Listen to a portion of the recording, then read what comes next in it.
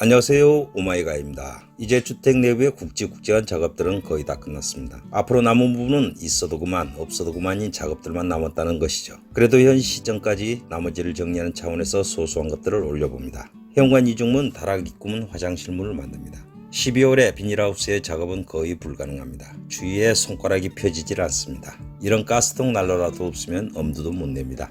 톱다이를 약간 개조하여 긴 부재의 가공을 용이하도록 합니다. 트리머로 문짝의 테두리를 가공하는데 실제로 이 과정은 인터넷에 별로 없더군요. 혼자만의 방법과 디자인으로 승부를 봅니다. 우선 총 6개의 문짝을 만들어야 합니다. 1층 현관의 이중문, 다락 입구의 문, 그리고 1, 2층 화장실의 문짝입니다. 완성작은 그냥 문짝이지만 이 과정이 만만치 않습니다. 우선 구상 설계부터 목재 재단, 트리머로 홈파기, 속판 넣기, 목공 본드 접착, 유리 끼우기, 마무리 치장 등등 많습니다. 예전에 말했죠. 제 전원주택의 실내 문짝은 모두 미닫이로 한다고요. 미닫이문에 필요한 고정 및 이동형 철물들은 필요한 위치에 설치해 놓았습니다. 현관 이중문입니다. 이곳은 문틀부터 만들어야 했습니다. 벽면 계구부의 크기에 맞추어 트리머로 가공한 후 철물을 끼워놓고 레일을 달아주었습니다. 그리고 문짝을 2개로 구성하여 벽면에 수납되도록 구성하고 한쪽 문을 열기 위해 끌면 끝부분에서 걸려 따라오도록 만들었습니다. 닫힐 때도 마찬가지로 따라 들어갑니다. 1층 다락 입구문입니다. 다락 입구와 계단 아래 공간을 동시에 커버하도록 설계하였습니다. 현관에 들어서서 바로 보이는 부분이라 여간 신경 쓰이지 않을 수 없습니다. 문의 상부는 레일을 가리면서 어떤 기능을 하도록 박스를 만듭니다. 스스로 집을 지을 때는 상당히 많은 활용 가능한 비밀 공간을 만들 수 있습니다. 아들이 군에 입대하였습니다. 제발 하루 종일 박박 끼게 만들었으면 감사하겠습니다. 제발 군인이 되었으면 합니다. 요즘 핸드폰 주고 인터넷 하는 군인 말고요. 1, 2층 화장실 문입니다. 화장실의 문은 방수가 생명입니다. 비록 내부의 샤워기 부분에는 커튼을 쳐서 물기를 최대한 차단하지만 방심할 일이 아닙니다. 오일 스테인과 셀라우드 등 방수와 관련된 색칠을 적어도 4번은 한 것 같습니다. 그리고 유리에는 시트지를 붙여 시선을 차단하였고 아직 잠금 장치는 못했습니다. 개별 공시지가 결정문을 받습니다. 이게 많은지 적은지는 모르겠지만 미래 비교를 위한 자료로 비치해둡니다. 드디어 도로명 주소판을 수령하였습니다. 그토록 바라던 주소판을 군청에 들러 수령합니다. 앞으로 두고두고 국가에 뜯길 세금 덩어리를 왜 이리 좋아하는지 모르겠습니다. 토지 공개념을 적용하면 이 세금들은 다 어디서 거둘라나? 강제노역, 천리마운동, 차력경생 어떻게든 그만큼의 대가를 요구할 게 아닌가. 갈수록 강해질 겁니다.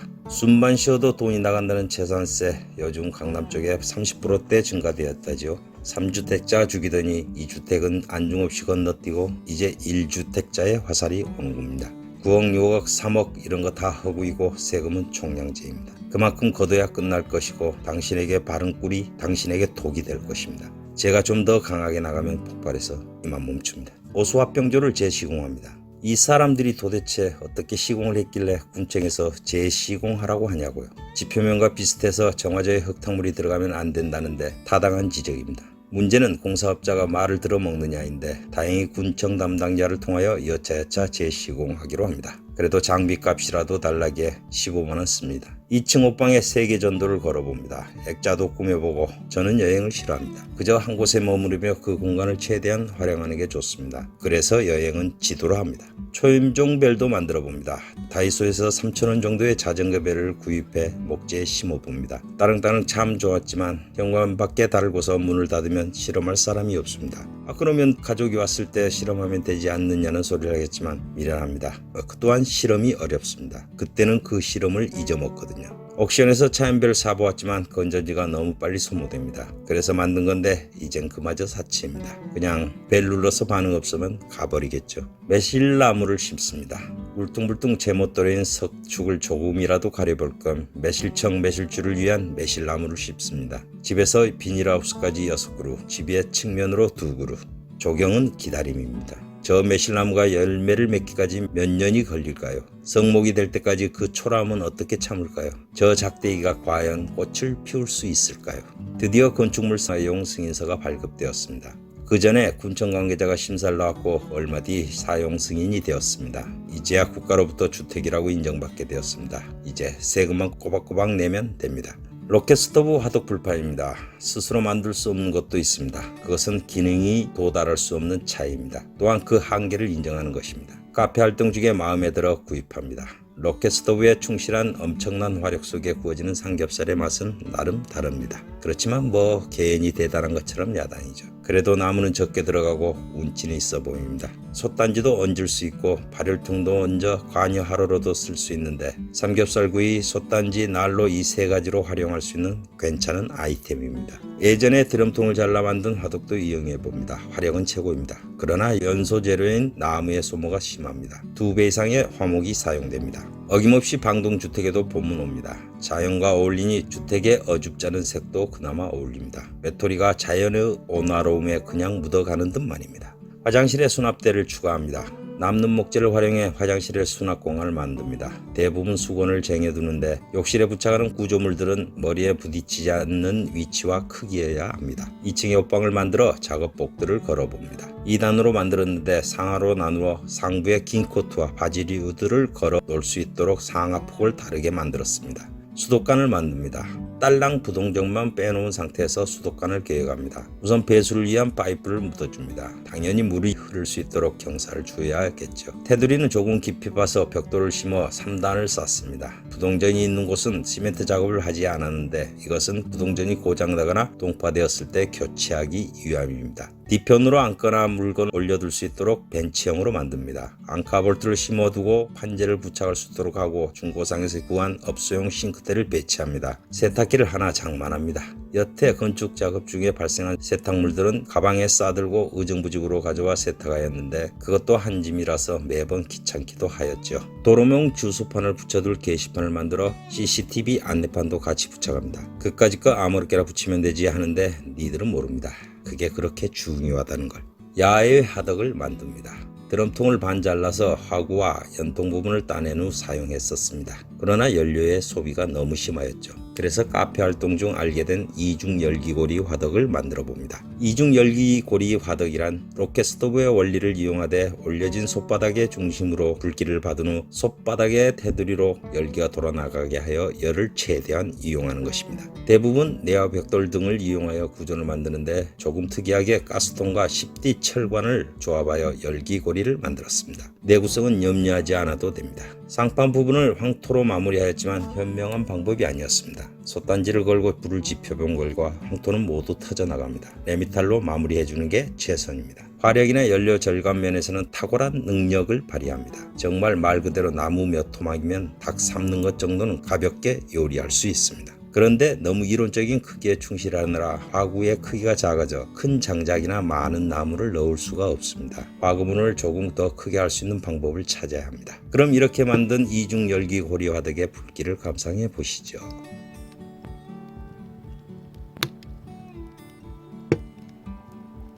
야외 피크닉 테이블을 만듭니다.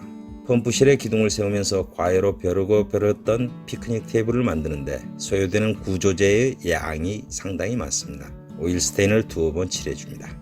이것 또한 일반적으로 판매되거나 제작되는 테이블보다 상판을 넓게 만들었습니다. 무게가 상당히 나가는데 둘이 옮기는 데에도 상당한 힘을 필요로 합니다. 이 집을 아내에게 바칩니다. 아내 명의로 준공도 마쳤고 지인들을 불러 집들이도 하였습니다. 마누리 안경집을 만들어 달래서 만듭니다. 어설퍼 보이지만 그래도 하루 잡아먹는 작업인데 우습게 합니다. 안 해주면 삐지고 하루란 시간이 얼마나 소중한데 말입니다. 어느 학원 사무실 철거 현장에서 획득한 등을 가져가 청소하고 개조하여 만든 식탁 등과 레일 등입니다. 레일 등은 박스를 만들어 레일을 감추었는데 잘 한 건지 모르겠네요. 망치로 엄지손가락을 찍었습니다. 엄청 아팠겠죠? 미니 리어카를 만듭니다. 비닐하우스 출입문에 크게 맞추어 리어카를 하나 만들었습니다.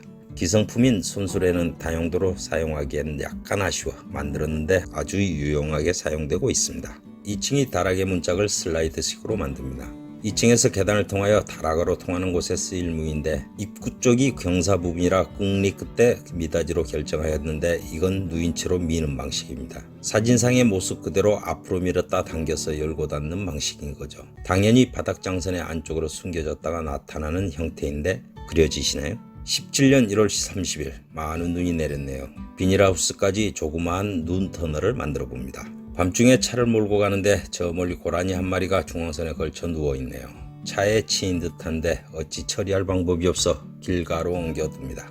장작 보관대를 만듭니다. 우선 장작 보관대 기둥이 될 구조를 만듭니다. 2x4 구조목이 거의 없어 아까운 1x4 판재를 이용하여 기둥을 만듭니다. 예전 컨테이너 생활할 때 지붕 역할을 했던 판넬을 그 위에 걸쳐주어 비를 피합니다. 왜 시골집들은 그리 엉성해지는지 이제야 이해가 갑니다. 얼마 전에 만들었던 온수온돌 침대 소파를 개조합니다. 너무 높다는 원성의 다리를 대폭 낮춥니다. 그런데 사실 이런 소파류는 너무 자리를 많이 차지합니다. 안방 천정등에 시트지로 매수를 모방합니다. 시간이 남아도나 봅니다.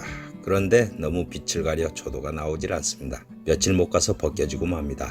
외부에 기름통이 있는 곳에 창고식으로 집을 지어줍니다. 목재를 최대한 아끼는 차원에서 허들의 목재와 스티로폼을 이용한 뒤 비닐과 차양막으로 치장합니다. 드디어 조합원으로 가입합니다. 매번 미루다가 농협에 출자금을 내고 조합원으로 등극합니다. 조합원이 되면 농자재 구입 시 할인 혜택이 있으며 연초에 소정의 배당금이 나옵니다. 펌프실과 야외 화덕에 포치를 세웁니다. 가장 적은 자재를 사용하면서 포치를 세울 수 있는 방법을 찾습니다. 남아있는 자재는 얼마 없습니다. 기둥이며 석가래며 구조재를 줄여보지만 그다지 소득은 없습니다. 야외 화덕 위에도 포치를 세웁니다. 화덕의 상부를 황토로 했더니 빗물에 취약합니다. 화덕의 벽면에 기둥을 박아 세웁니다. 지붕의 구조와 각도는 같습니다. 밋밋하는 펌프실 주변이 그럴싸하게 변하고 있습니다. 포치의 지붕 위는 비닐과 차양막을 씌워 방수와 비닐 보호를 합니다. 비닐 위에 차양막 맞춰도 10년 갑니다. 농업 경영체를 등록합니다. 국립농산물품질관리원이라는 곳에 등록하며 자경을 하는 땅 300평만 있으면 농지원부와 영농경작 확인서에 동네 이장님과 주민 2분의 사인을 받아 등록을 할 수 있습니다. 다음 편은 이 시리즈의 마지막으로 2019년 현재까지의 엉뚱한 짓거리들입니다.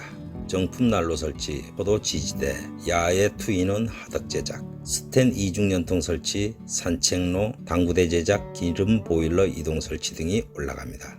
그럼 도움이 되셨으면 구독, 좋아요 눌러주시고 9부에서 계속됩니다. 감사합니다.